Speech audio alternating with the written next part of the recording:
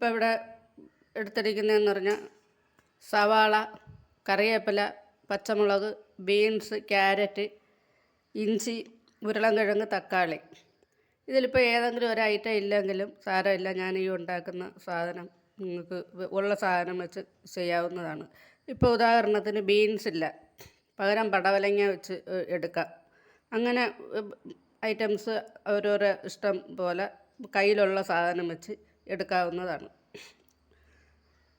ഇപ്പോൾ ഇതെല്ലാം കൂടെ ഒരു പാത്രം വെച്ച് വിഴുക്ക് പുരട്ടി എടുക്കാം. വിഴുക്ക് പുരട്ടി നല്ലപോലെ ഒന്ന് വേവിച്ചെടുക്കാം.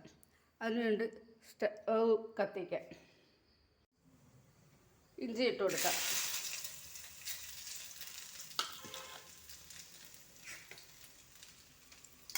അതിനുശേഷം ഇടുന്നതെന്ന് പറഞ്ഞാൽ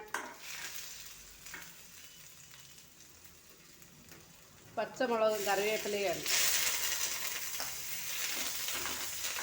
നമുക്കിതിപ്പോൾ പെട്ടെന്ന് അലുമിനിയം പാത്രമാണ് വെച്ചിരിക്കുന്നത്, പെട്ടെന്ന് ഓരോന്നിട്ട് വഴറ്റി എടുക്കാവുന്നതാണ്.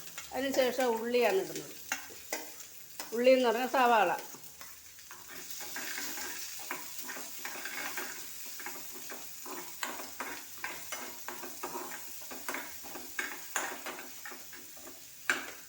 സവാള ഇട്ടതിന് ശേഷം ഇത് ഓരോന്നായിട്ട് ഇട്ട് കൊടുക്കുക. ക്യാരറ്റ്, ബീൻസ് എല്ലാം ഒരുപോലെയുള്ള വേവൊക്കെ തന്നെയാണ്. അതിൻ്റെ കൂടെ ഈ ഉരുളൻകിഴങ്ങും ഇട്ട് കൊടുക്കുക. തക്കാളി ഇതൊന്ന് പകുതി വഴണ്ട് വന്നതിന് ശേഷം ഇടാം. പിന്നെ ഇതെല്ലാം കൂടെ നമ്മൾ ഇളക്കി കൊടുക്കുകയാണ്.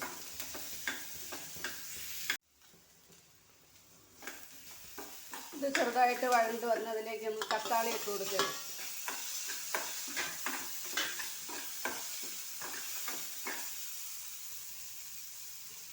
പിന്നെ ഇതിലേക്ക് 1/2 സ്പൂൺ ഉപ്പിട്ട് കൊടുത്ത്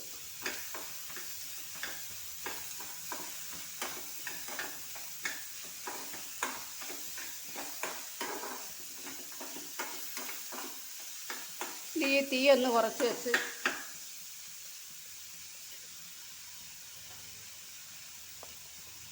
അര സ്പൂൺ മഞ്ഞൾപ്പൊടി, 1 സ്പൂൺ കുരുമുളക് പൊടി, 1 സ്പൂൺ ഗരം മസാല ഇത്രയും ഇട്ട് വീണ്ടും ഇളക്കാം.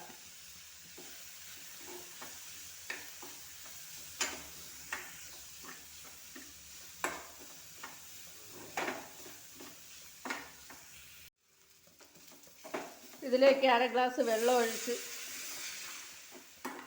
1/2 ഗ്ലാസ് എന്ന് പറഞ്ഞാൽ ഒരു 3/4 ഗ്ലാസോളം ഒഴിച്ചിട്ടുണ്ട്. നമ്മൾ ഈ സാധനം അടുപ്പിക്കുന്ന സാധനം അനുസരിച്ച് ആ മസാലയൊക്കെ മൂത്ത് വന്നപ്പോൾ 1 ഗ്ലാസ് വെള്ളം ഒഴിച്ച് ഇനി ഇത് അടച്ച് വേവിക്കാം. ഇനി നമുക്ക് അടുത്തതായിട്ട് ഒരു മിക്സിയുടെ ജാറെടുത്ത് ഇതിലേക്ക് 3 മുട്ട ഒഴിച്ച് വെച്ചിട്ടുണ്ട്. ഈ 3 മുട്ട ഒഴിക്കാം. അതിലേക്ക് 1 സ്പൂൺ കടലമാവ്, 1 സ്പൂൺ മൈദാമാവ്,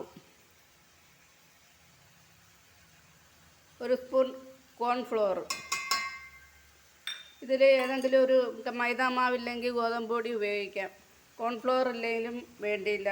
അപ്പോൾ കയ്യിൽ എല്ലാ സാധനവും എല്ലാവരുടെയും വീട്ടിലും ഇപ്പോൾ എപ്പോഴും കാണണമെന്നില്ല. അപ്പോൾ ഏതെങ്കിലുമൊക്കെ ഒരു സാധനം ഇല്ലാത്ത സമയം ഇല്ലാതെയൊക്കെ വരും. അപ്പോൾ അത് അഡ്ജസ്റ്റ് ചെയ്ത് നമുക്ക് എടുക്കാവുന്നതാണ്. ഇനി ഇതിലേക്ക് 1/2 ഗ്ലാസ് വെള്ളം ഒഴിക്കണം. 1/2 ഗ്ലാസ് വെള്ളം ഒഴിക്കണം. ഇത് മിക്സിയിൽ അടിച്ചുകൊണ്ട് വരാം. ഇപ്പോൾ ആ ചാനൽ കാണുന്നവരൊന്ന് സബ്സ്ക്രൈബ് ചെയ്യണേ പ്ലീസ്. ഇപ്പോൾ മിക്സിയിൽ അടിക്കുന്നതിന് മുമ്പ് നമുക്കിതിനകത്ത് ഒരു 1/4 ടീസ്പൂൺ ഉപ്പ് കൂടെ ഇടാം. നമ്മൾ മറ്റേ സാധനം ഉപ്പിട്ടാണ് വേവിച്ചത്. നമുക്ക് തീ ലോ ഫ്ലെയിമിൽ വെച്ച് തീ കുറച്ച് വെച്ച് ഇത് കോരി ഒഴിക്കാം.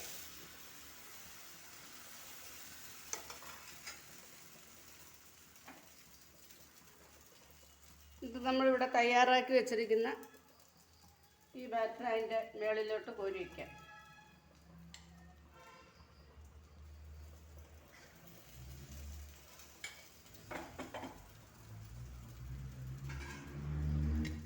എന്നിട്ട് ഇതൊന്ന് അടച്ച് വേവിക്കാം.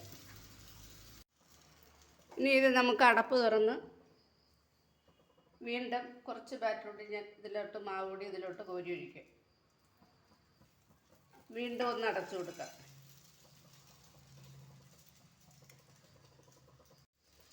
വീണ്ടും നമ്മൾ അടപ്പ് തുറന്ന്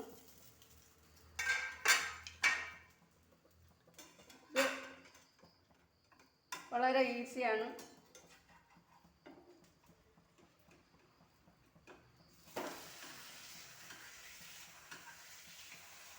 തിരിച്ചിട്ട് കൊടുക്കണം.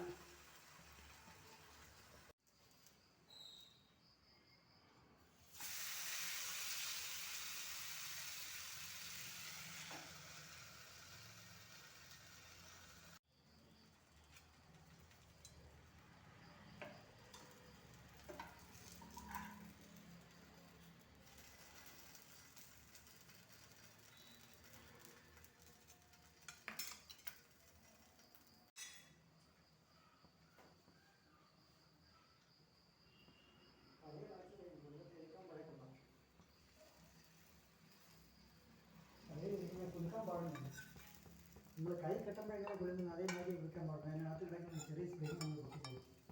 നമ്മളിത് 5% കുളിക്കുമ്പോൾ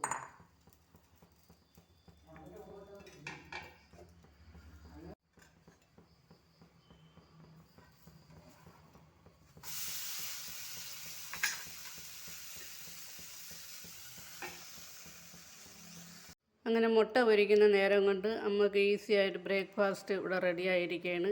ഇത് കുട്ടികൾക്കും മുതിർന്നവർക്കും എല്ലാം കൊടുക്കാൻ വളരെ സ്വാദിഷ്ടമായൊരു സാധനമാണ്. ഇത് ഇങ്ങനെ എടുത്ത് കഴിച്ചോളും. ഇച്ചിരിയുടെ മാവ് ഒന്നുകൂടെ ഒന്ന് കട്ടിയായിട്ട് മേളിൽ കോരി ഒഴിക്കുമ്പോൾ ഈ മേളിൽ ഇരിക്കുന്ന മസാലയൊന്നും പുറത്തേക്ക് പോകില്ല. ഇതിപ്പോൾ 1-2 നമുക്ക് പുറത്തേക്ക് പോകാതെ എടുക്കാം. ഇപ്പോഴും ആ ചാനൽ എല്ലാവരും ഒന്ന് സബ്സ്ക്രൈബ് ചെയ്ത് കാണുമെന്ന് വിശ്വസിക്കുന്നു. Thank you.